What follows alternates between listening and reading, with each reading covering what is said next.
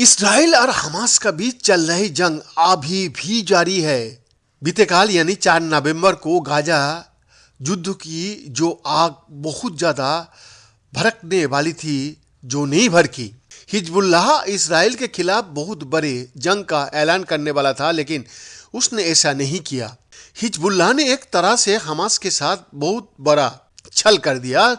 सवाल यही है कि आखिर हिजबुल्लाह चीफ नसरुल्लाह ने युद्ध का ऐलान क्यों नहीं किया?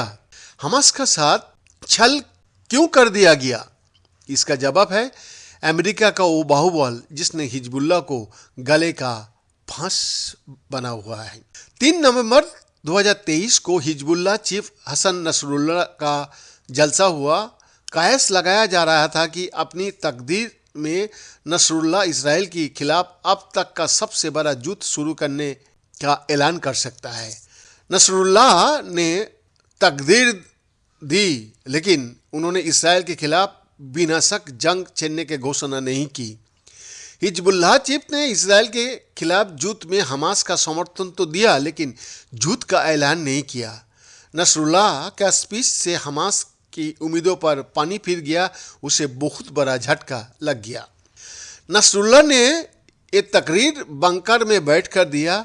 बेरूत में हजारों लोग नसरुल्लाह को सुनने के लिए इकट्ठा हुए थे, लेकिन हिजबुल्लाह चीफ भीड़ के सामने स्टेज पर नहीं आया। उसी इस्राएली स्ट्राइक में मारे जाने का डर था, इसलिए उसने बंकर के अंदर से ही अपना भाषण या घोषणा दिया। इस भाषण में युद्ध का ऐलान नहीं हुआ, सिर्फ नसरुल्लाह का डर और खौफ दिखा। सवाल यही है कि आखिर हिजबुल्लाह ने इसराइल के खिलाफ वो जंग छेड़ने का ऐलान क्यों नहीं किया, जिसको लेकर मिडिल ईस्ट और अरब देशों में शोर था। हिजबुल्लाह चीफ नसरुल्लाह ने अचानक अपने वार प्लान को ठंडे बस्ते में क्यों डाल दिया?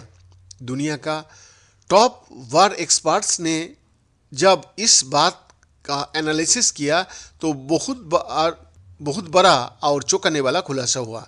हिजबुल्लाह ने युद्ध की घोषणा इसलिए नहीं किया क्योंकि उसे अमेरिका से डर था। लेबनान के पास अमेरिकी नेवी की एक्सरसाइज, मिडिल ईस्ट में अमेरिकी सैनिक की तैनाती और अमेरिकी की कूटनीति, यही वो 3 वजह है जिसने हिजबुल्लाह चीफ हसन नसरुल्लाह को युद्ध से अपने कदम पीछे रखने को मजबूर किया।